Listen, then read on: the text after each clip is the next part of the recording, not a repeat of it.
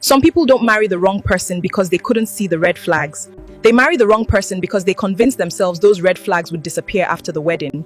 And sadly, that is one of the most expensive mistakes a person can make. Not because weddings are expensive, but because recovering from the wrong marriage can cost you your peace, your confidence, and your finances. Also your children's future, sometimes even your identity. But here is the part most people never talk about, which is why we must remain focused on our truth. The biggest red flag isn't always shouting, cheating, or violence. Sometimes it's something so small that you might overlook it. It is so easy to excuse these early warning signs that by the time you realize how truly dangerous it is, you find that you are already married. Do you know what scares me the most? It is not divorce. It is waking up one day beside someone you once loved but no longer recognize. With all your heart, you look back at the situation and find yourself quietly asking yourself, how exactly did I miss all the warning signs along the way? Research has consistently shown that poor communication and unhealthy relationship patterns predict marital breakdown. But here is what breaks my heart. Most people actually did not discover those problems after marriage. They were there all along, hiding in plain sight. They saw them before the wedding. They just hoped love would change them. And hope is a terrible marriage strategy. It simply is not a plan for life. Today, I'm going to share the red flags that people ignore every single day. And trust me, the last one is definitely not obvious at all. In fact, it is the very reason many people end up saying, if only I had paid attention, truly reflecting on the choices we make every day. Hello, beautiful people. Welcome to today's podcast. If you're passionate about relationships, personal growth, life lessons, and building healthier marriages, then you are in exactly the right place. Please do not forget to subscribe to our YouTube channel, like and share the video, comment, and if you're watching from Facebook and TikTok, please follow us. Today's conversation isn't about making anyone afraid of marriage. It's about helping you choose wisely so you can build a strong foundation for the life you truly want to live. Because marriage can be one of life's greatest blessings, but choosing the wrong partner can become one of life's deepest regrets. So let's talk honestly. When people imagine red flags, they often think about cheating, also violence, or addiction. And yes, those are serious. But the truth is, many broken marriages didn't begin with dramatic problems. They began with little warning signs that nobody took seriously. And the first one might surprise you. So let us look deeper into this. Red flag number 1, they make you feel small. They laugh at your dreams. They correct you in front of people. Let me tell you a story. A young woman called Abigail, she was engaged to a man everyone admired. He was successful, confident, charming. Whenever they were around friends, he would joke about her career. He would say, she is just keeping herself busy until I become rich.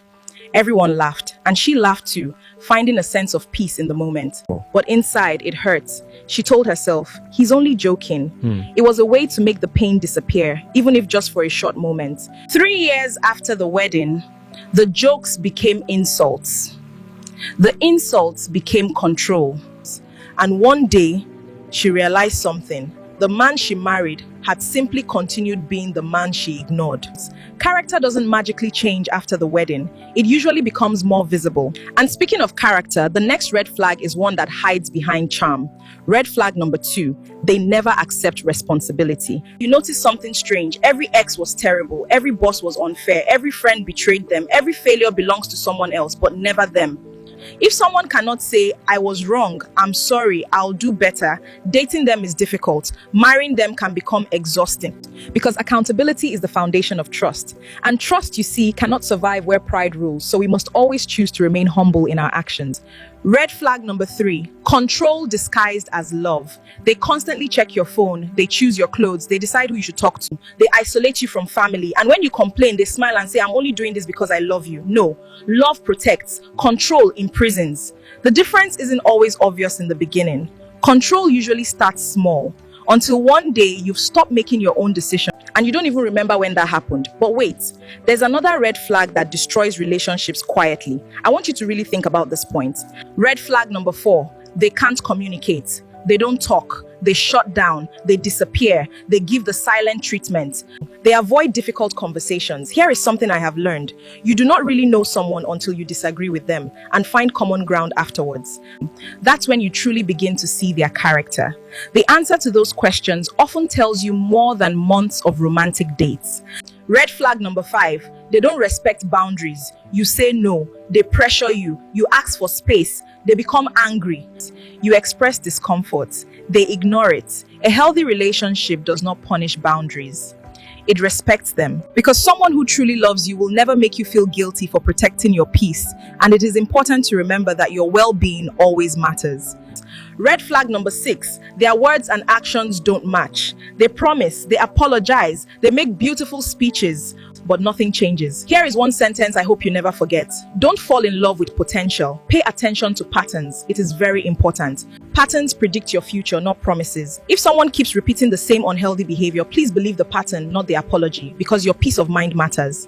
And now, the biggest red flag of all, the red flag that I believe destroys more marriages than almost any other. They simply refuse to grow. They don't read.